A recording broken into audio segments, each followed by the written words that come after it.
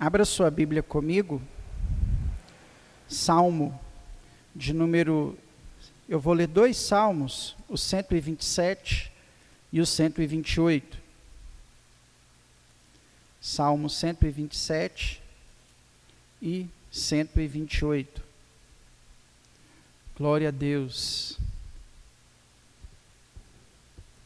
Salmo de número 127 e Salmo de número 128. Vou ler os dois, amém? Porque no original é um só. Né? No original esta canção é uma canção só.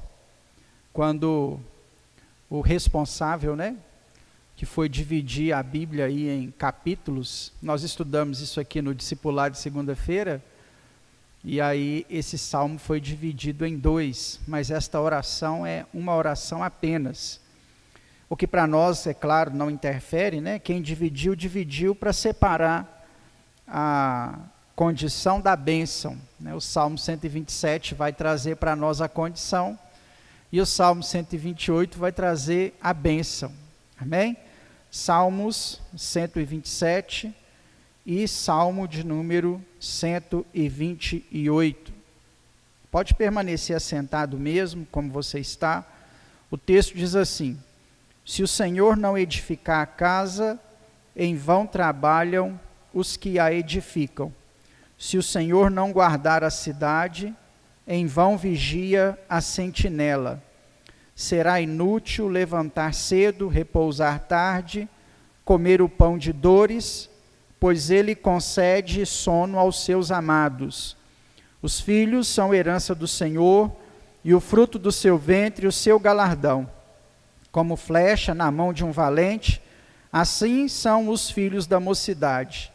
Bem-aventurado o homem que enche a sua aljava com eles. Não serão envergonhados quando falarem com o inimigo à porta.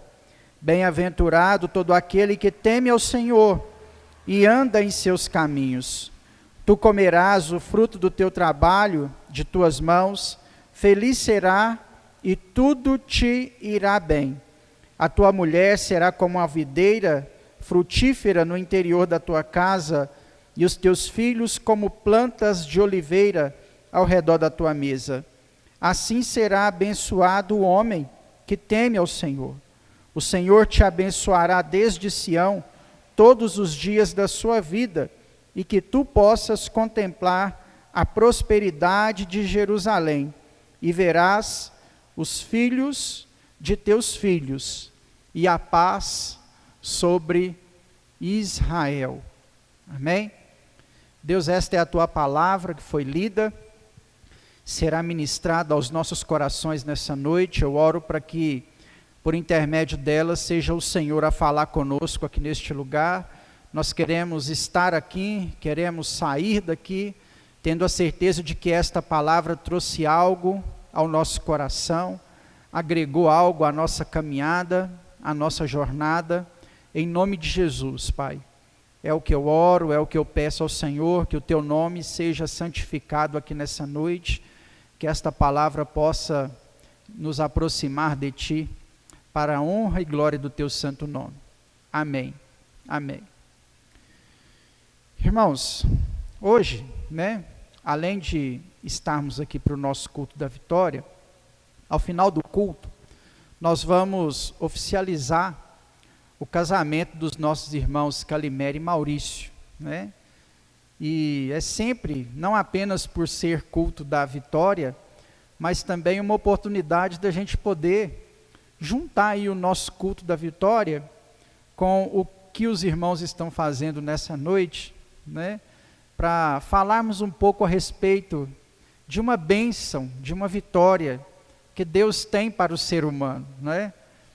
E uma das bênçãos que o ser humano alcança diante da presença de Deus, quando ele serve ao Senhor, quando ele teme ao Senhor, é a família.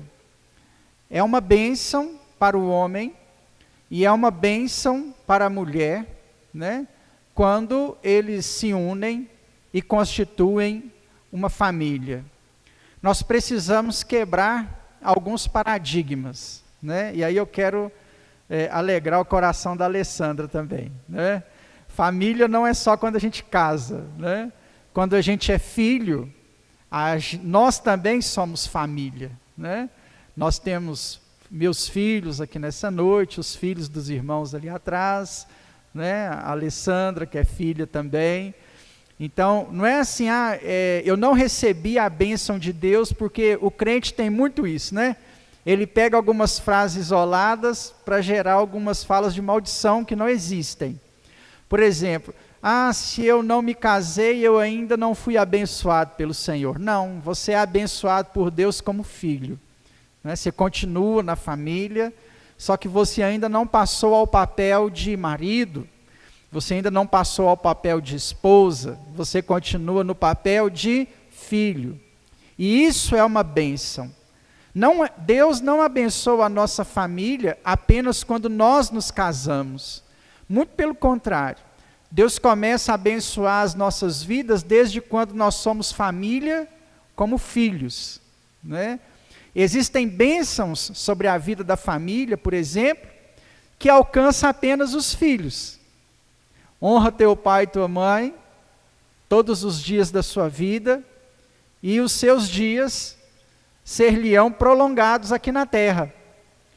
Então, ou seja, é um mandamento, e é o primeiro mandamento com promessa na palavra de Deus. Começa justamente quando nós estamos na posição de filhos.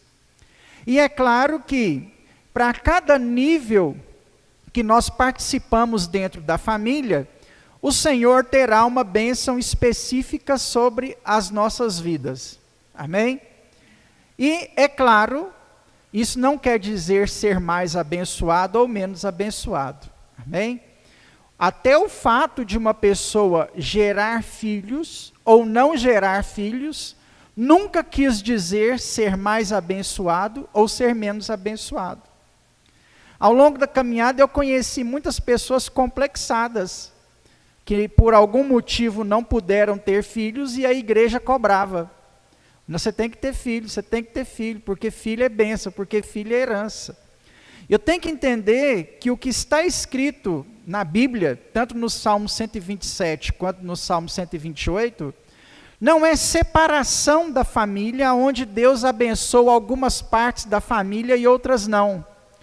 São estágios na família.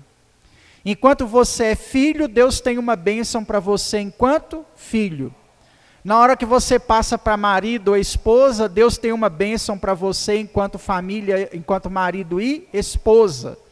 Se você tiver filhos, Deus tem uma bênção para você enquanto pai, enquanto mãe. Se você não tiver filho, Deus continua te abençoando enquanto marido, enquanto esposa. E se você não se casar, dedicar sua vida aí ao Senhor, na solteirice, Deus vai ter uma bênção para você como filho, entende? Os irmãos entendem o que eu quero dizer? Não existem separações para que uma família seja abençoada, é só quando casa, só quando é filho, só quando tem filho. Não, a família ela é abençoada. Todas as vezes que nós vivemos em família, nós temos distintamente uma bênção de Deus que alcança as nossas vidas em sua presença, né? E falar sobre família dentro do contexto que nós vivemos é extremamente importante. Porque você já percebeu como que a família está desentoada no nosso tempo, nos nossos dias? A família, ela meio que perdeu o sentido. Pensa bem para você ver. Quem é casado, ouve a seguinte frase: você tem que separar. Você consegue viver sem seu marido, você não precisa de homem. Você tem que separar, essa esposa sua está muito chata. Arruma uma melhor, o mundo está cheio de mulher aí, você vai largar essa, daqui 2 meses tem outra no seu lugar, para você pôr no lugar. Separa. Os consultórios de psicólogos, diante de algumas crises, chega para a pessoa e fala assim: larga, seu casamento acabou, não tem recuperação. Se você for nas salas de advocacia, os advogados estão dizendo: separe, você não precisa. Muitas pessoas falam assim: não se case. Casar para quê? Para que você vai mexer com isso? Lavar a cueca de marido? Encarar a mulher na época da TPM? Não mexe com isso não, despesa. Porque o solteiro tem uma despesa, o casado tem outra despesa completamente diferente.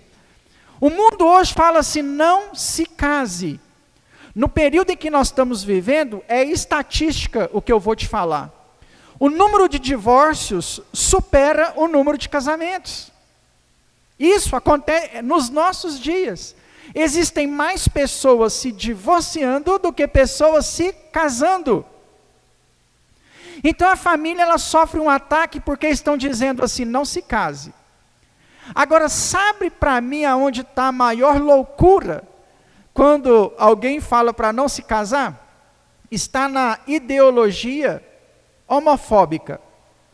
Porque enquanto há um clamor para que os héteros não se casem e se separem, entre os homofóbicos, há um clamor para que haja casamento. Duas pessoas do mesmo gênero insistem em se casar com cerimônia, assinar um papel, ter um documento, ter algo que legitima o casamento, a união dos dois, querem dividir herança, querem adotar filhos, e ao casal de hétero a sociedade clama, separa, não se case. Essa para mim é a maior loucura sobre família que nós vivemos nos últimos tempos. Eu acho que não é só eu que percebo isso, né? Enquanto o homo quer casar, o hétero tem que se separar. A sociedade que nós vivemos é essa. E quando nós falamos de família, a Bíblia é bem clara. Eu te dei apenas uma explicação. Acredito não ter ofendido, mas te dado uma explicação, né? Quando a Bíblia fala a respeito de família, a Bíblia é muito clara que família se constitui de forma heterossexual, né? O homem casa com uma mulher, a mulher se casa com um homem, e dentro das possibilidades contemporâneas, eles escolhem ter ou não filhos, né? Não é pecado, irmãos, um casal não escolher ter filhos, e não é pecado um casal escolher ter 10 filhos, né? Embora hoje isso não é mais tão usual, ter uma quantidade excessiva de filhos.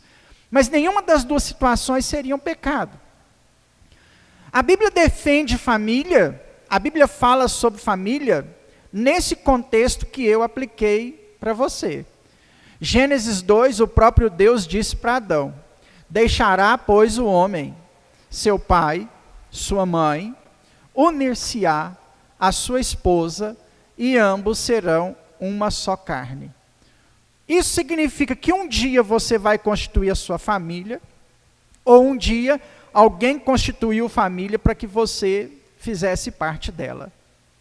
É assim que a Bíblia defende família.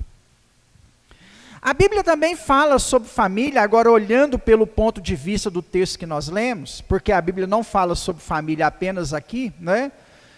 Eu convido você a ler na sua casa Efésios capítulo 6, capítulo 5 e capítulo 6, que fala lá o dever de cada membro da família, aí lá fala tudo, dever do marido, amar a esposa como Cristo amou a igreja, vou resumir só para a gente não passar em branco, dever da esposa, submissão ao marido, dever dos filhos, honrar pai e mãe, dever dos pais, né?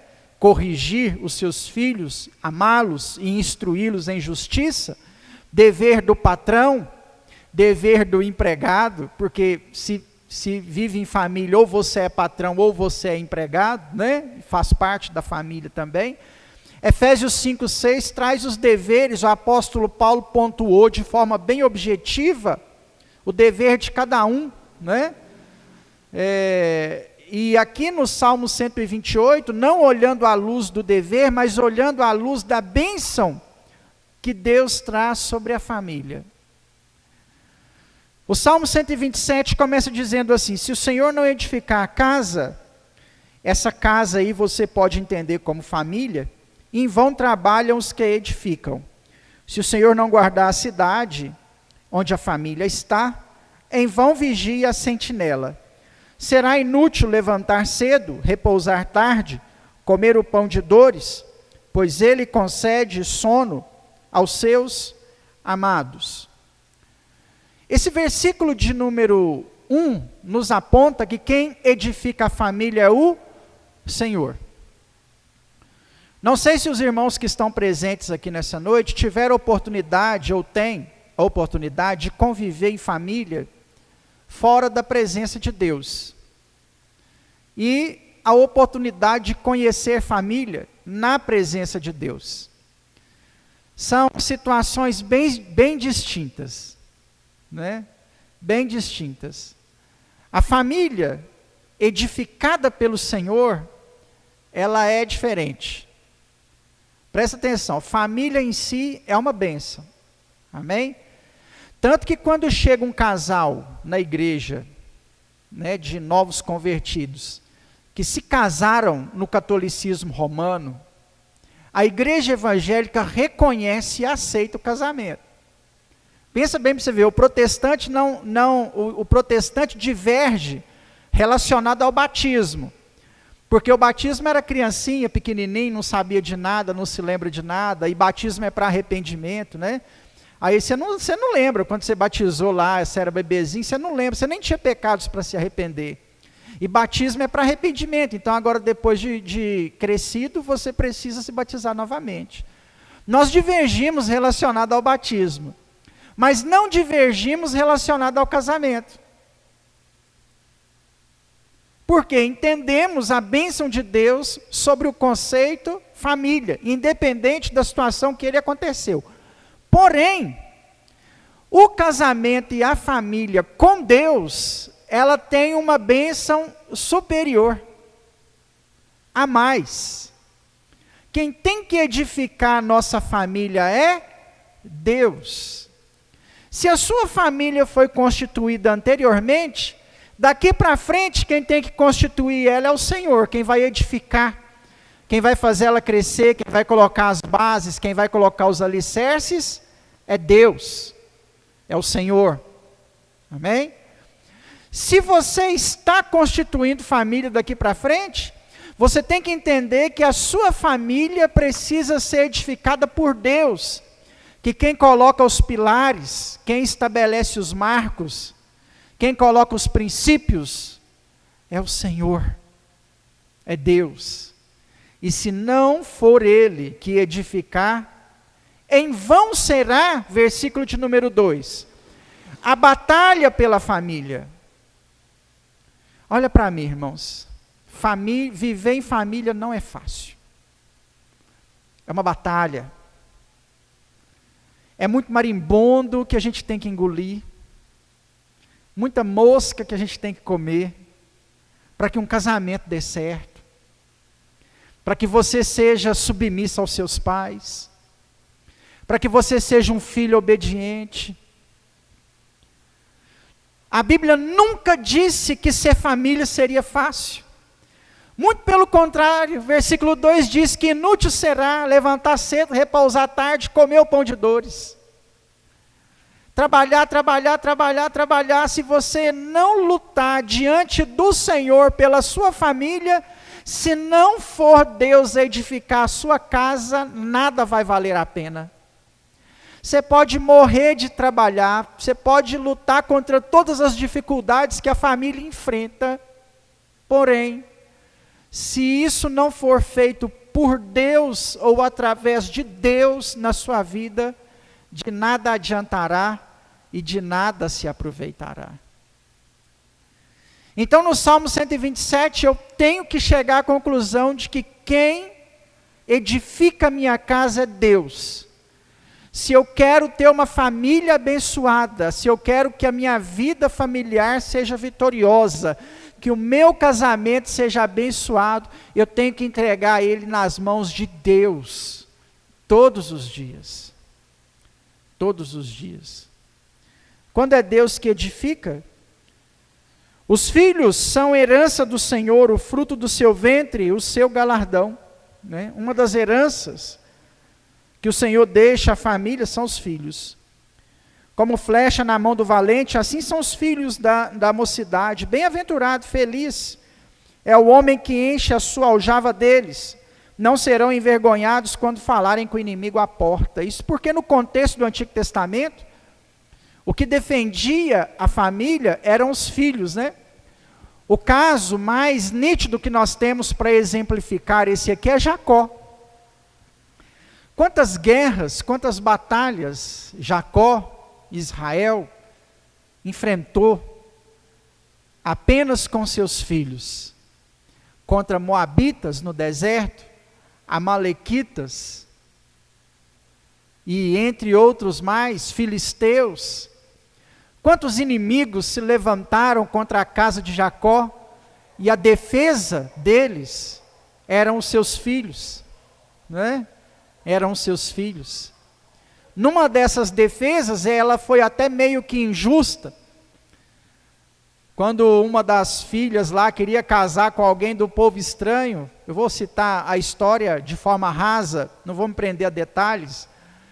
E aí os irmãos, com raiva do problema que tinha acontecido entre a família, falam assim: olha, se vocês quiserem consertar a situação, todos os homens precisam circuncidar.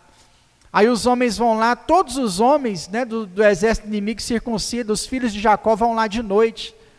No dia que todos os homens tinham circuncidado, e mata todo mundo. Aproveitam da situação, né?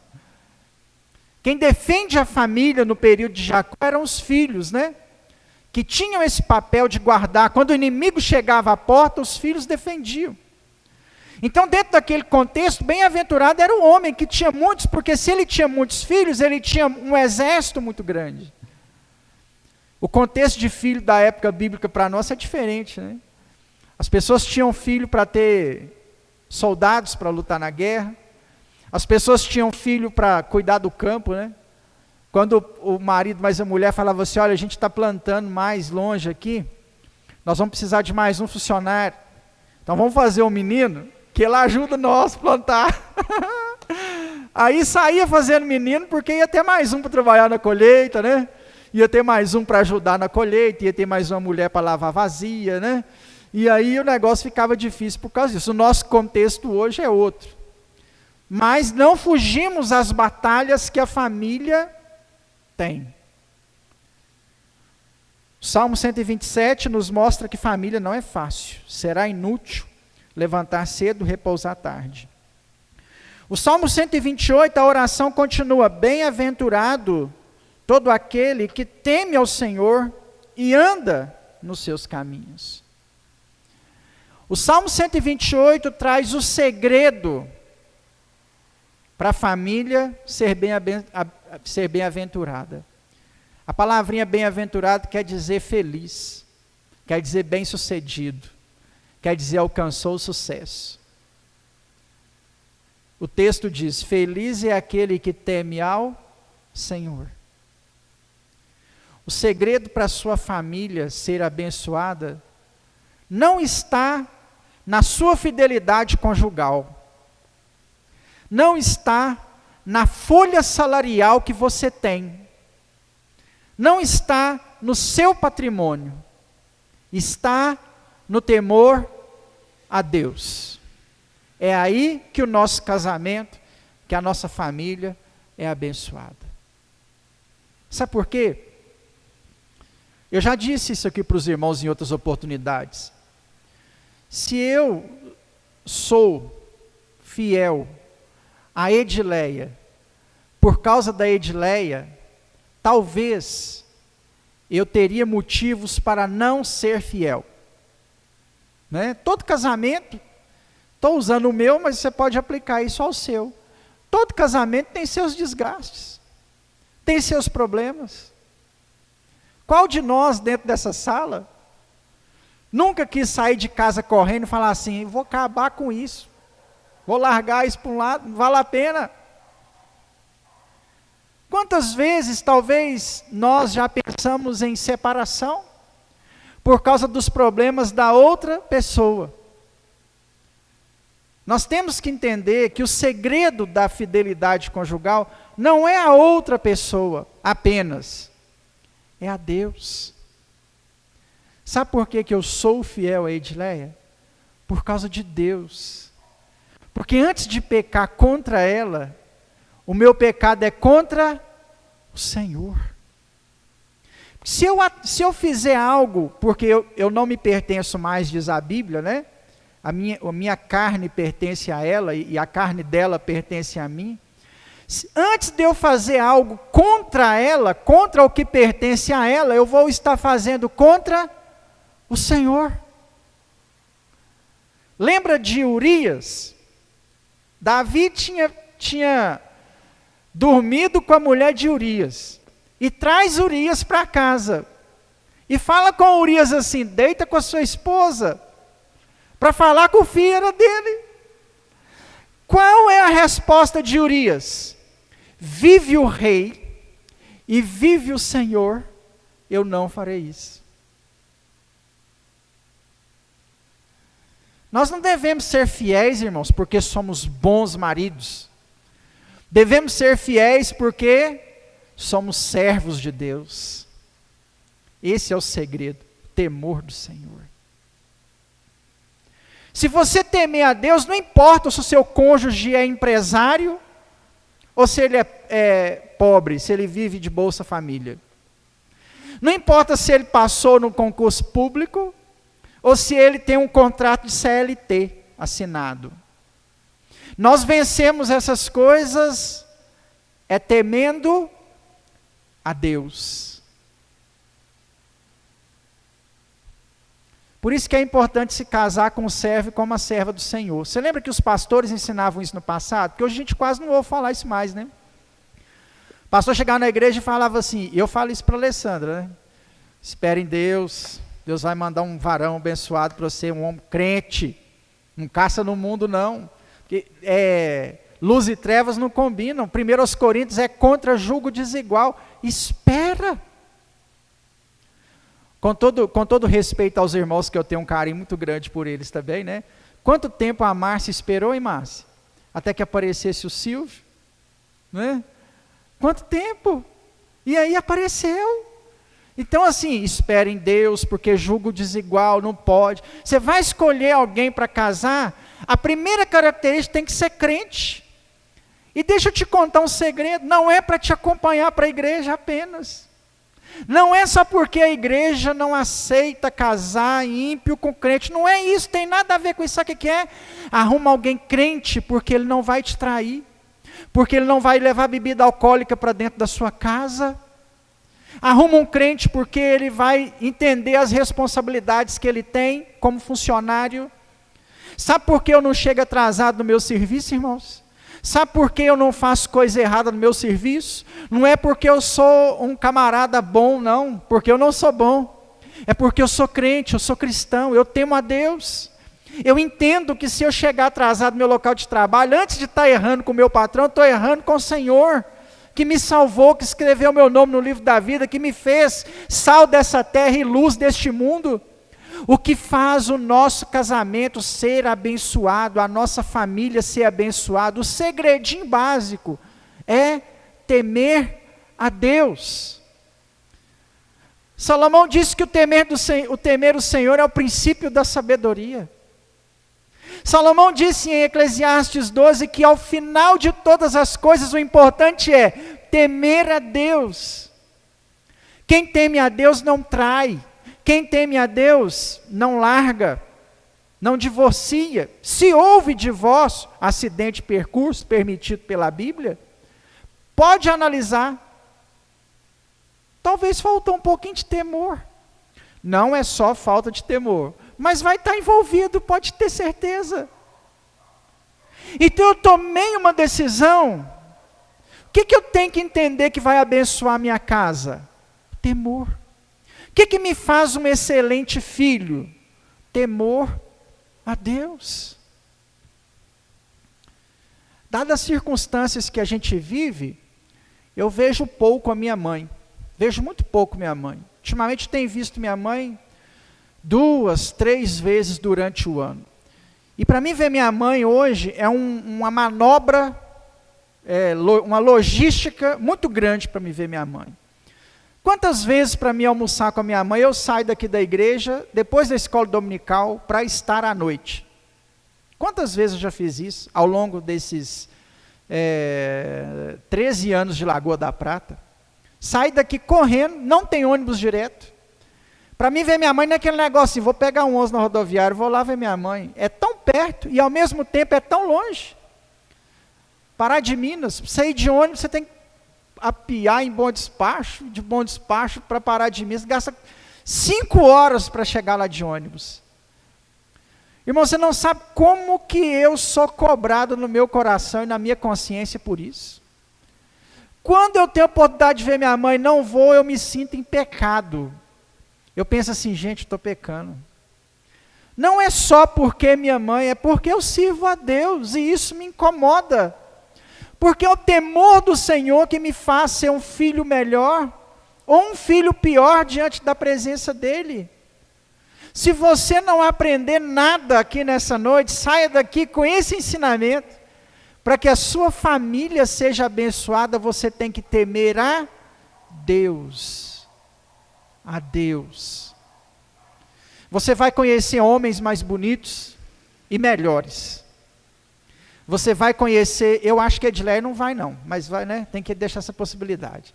Você vai conhecer mulheres mais bonitas e talvez melhores. Mas sabe por que você vai se manter íntegro e fiel? Porque você teme a Deus. Sabe por que você não chuta o balde? Porque a Bíblia fala que era para ser uma vez só. A Bíblia fala que esse negócio não era para ter fim. Abre parênteses. Salve acidente de percurso, não era para ter fim. Isso não quer, fecha o parêntese completando, com colchete agora, e asterístico. Isso não quer dizer que a continuidade vai ter fim novamente. Não. Você está no segundo casamento, no terceiro, é para não ter fim novamente. Sabe por quê, irmãos? Porque a gente teme a Deus. A gente teme ao Senhor. Pastor, mas casamento é muito difícil. Deixa eu te falar uma coisa para a gente finalizar. Não há situações que Deus não possa intervir. Se você falar que Deus não pode mudar o seu casamento, parabéns para você. Você descobriu uma coisa que Deus não é capaz de fazer.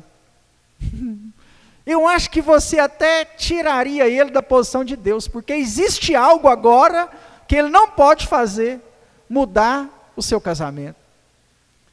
Então nós precisamos, irmãos, voltar ao cristianismo que acredita que a oração resolve tudo, que o joelho no chão conserta qualquer erro, qualquer falha, muda qualquer caráter, transforma qualquer coração de pedra em coração de carne. Porque o nosso Deus, a Bíblia diz, Ele pode todas as coisas. Todas as coisas. Quer que a sua família seja vitoriosa e abençoada? Tema ao Senhor. Você é marido? Tema a Deus. Você é esposa? Tema a Deus. Você é filho?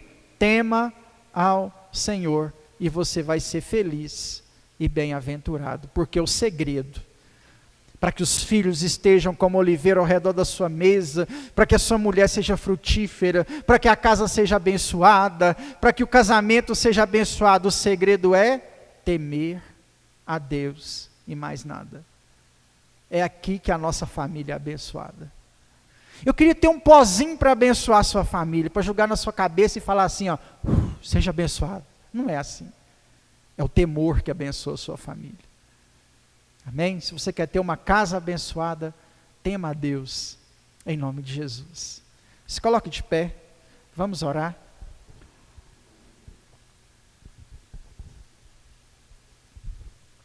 Glória a Deus.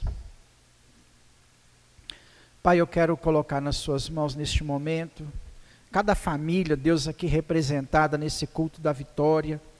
Em nome de Jesus, Deus, nós queremos entregar a nossa vida nas suas mãos, a nossa casa,